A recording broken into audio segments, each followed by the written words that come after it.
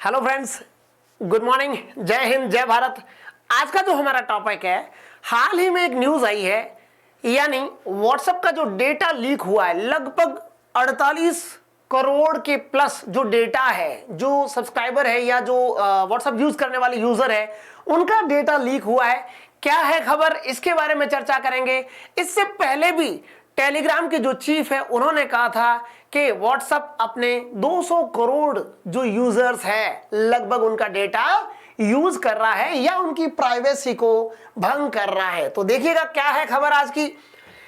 Hacking द्वारा जो hackers है, उन्होंने क्या किया है, हाल ही में व्हाट्सएप के 48 करोड़ प्लस के डेटा का उन्होंने बिक्री के लिए ऑनलाइन डाल दिया है। यही खबर है फिलहाल मार्केट में। तो देखिए, हैकर्स द्वारा व्हाट्सएप के 48.7 करोड़ यूजर्स का जो डेटा है वो बिक्री के लिए जारी हो चुका है, और उसमें भी सर्वाधिक है वो मिस्र देश के नागरिकों का है। भारत के भी लगभग 61 लाख के आसपास का जो डेटा है, यानी जो यूजर्स है, उनका डेटा लीक हुआ है और बिक्री के लिए जारी है फिलहाल।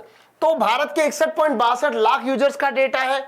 और इसमें क्या क्या होता है देखिएगा, जब भी डेटा लीक किया जाता है तो उसका जो सब्जेक्ट क्या होता है या विषय वस्तु क्या होती है, यानी उनके फोन नंबर होता है, देश का नाम होता है और साथ में एरिया कोड होता है, जिससे कि उनको पता लगाया जा सके अगर आप रामलाल जी है या राम सिंह जी है या XYZ है ना, तो आपको आपके नाम से कॉल किया जाएगा या मैसेज डाला जाएगा, यानी आपकी जो प्राइवेसी है वो भंग हो चुकी है।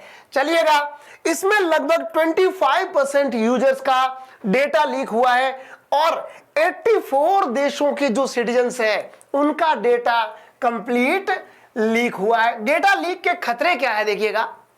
आपका डेटा लीक होने से क्या हो सकता है, यानी जिस व्यक्ति के पास आपका फोन नंबर है वो आपके यानी उसके फोन में आपके नंबर सेव करके आपकी ऑनलाइन लोकेशन देख सकता है या ऑनलाइन आपको ट्रेस कर सकता है कि कोई आदमी ऑनलाइन बैठा है या नहीं बैठा है। फिर आपका स्टेटस देख सकता है, आपकी डीपी देख सकता है और भी कई प्रकार के अबाउट इन्फो भी देख सकता है, और ऑनलाइन की जानकारी तो उसको प्रोवाइड हो ही जाती है।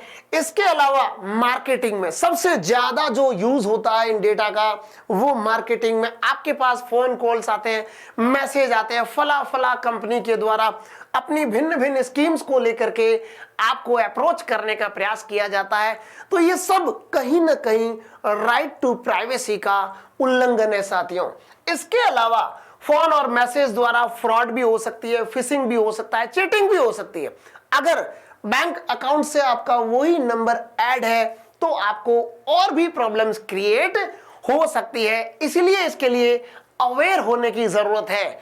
और इसके अलावा हमारा जो आईटी एक्ट है 2000, वो क्या है, यानी इंफॉर्मेशन टेक्नोलॉजी एक्ट 2000 क्या है, इसकी तो जो धारा 79 है वो डेटा लीक के लिए सजा का प्रावधान करती है।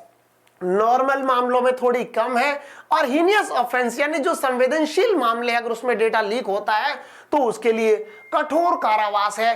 साथ में साथियों, इंटरमीडियरी मुक्ति, अभी हाल ही में कोर्ट ने आदेश दिया था कि अगर किसी प्लेटफॉर्म का यूज किया जाए, इंटरमीडियरी मींस क्या होता है, अगर किसी प्लेटफॉर्म का यूज किया जाए, मान लो गूगल के मार्फत हो रहा है या मान लो इंस्टा के मार्फत या यूट्यूब के मार्फत, फेसबुक के मार्फत, अगर आप कोई मैसेज एक पार्टी के द्वारा दूसरी पार्टी को भेजा जाता है या ऐसा मैसेज वायरल किया जाता है या जो झूठा है या डेटा लीक है, कुछ भी हो सकता है, उसमें क्राइम का जो ऑफेंस का सब्जेक्ट हो सकता है, अगर ऐसा होता है तो उसके लिए उस प्लेटफॉर्म को रिस्पॉन्सिबल नहीं माना जाएगा जब तक कि उस प्लेटफॉर्म की तरफ से कुछ फॉरवर्ड ना किया जाए साथियों।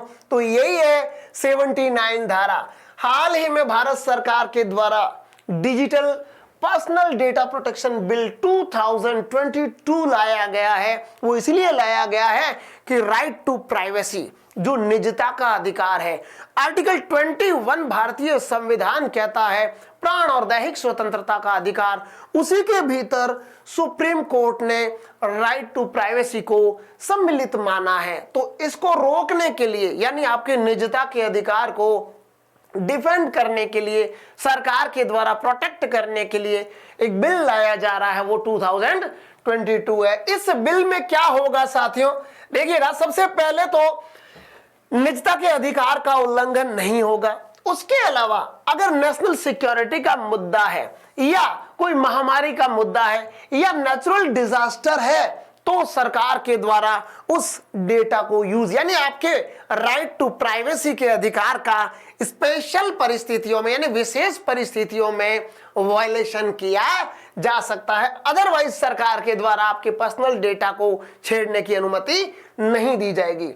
इसके अलावा डेटा के अनोनिमाइजेशन का प्रावधान, डेटा प्रोटेक्शन बोर्ड का गठन। देखिएगा, सबसे पहले तो डेटा किसी के हाथ में नहीं आएगा, बता दें आपको, यानी कोई भी प्राइवेट यूजर है या पर्सनल यूजर है आपके डेटा में सेंध नहीं लगाएगा। इसके लिए यह बिल लाया जा रहा है और साथ ही आपके डेटा को प्रोटेक्ट करने के लिए पहला काम डेटा प्रोटेक्शन बोर्ड का गठन किया जा रहा है। तो भारत सरकार द्वारा ये सारी व्यवस्थाएं आपके पर्सनल डेटा को प्रोटेक्ट करने के लिए किया जा रहा है। साथियों, बहुत ही ध्यान देने की जरूरत है, क्योंकि उससे पहले भी इंस्टाग्राम के टेलीग्राम के सीईओ के द्वारा या टेलीग्राम के जो फाउंडर है ड्यूक के द्वारा, उनके द्वारा भी ये चीज कही गई थी, जो रसिया के हैं, उन्होंने भी यही कहा था कि व्हाट्सएप के द्वारा 200 करोड़ जो यूजर्स है उनके डेटा का मिसयूज हो रहा है या उनके डेटा की चोरी हो रही है, उनके डेटा को प्रोटेक्ट नहीं किया जा रहा है। साथियों, आजकल आप और हम सभी सोशल मीडिया से अवगत है और सोशल मीडिया हमारी आदत या मजबूरी बन चुकी है, हम इसके आदी हो चुके हैं, इससे मुक्त नहीं हो सकते, क्योंकि आईटी और कम्युनिकेशन के इस संसार में बिना सोशल मीडिया के आज जो वर्तमान जीवन है उसकी अपेक्षा नहीं की जा सकती। साथियों, तो ध्यान रखिएगा, होशियार रहिएगा। इन्हीं शब्दों के साथ जय हिंद, जय भारत।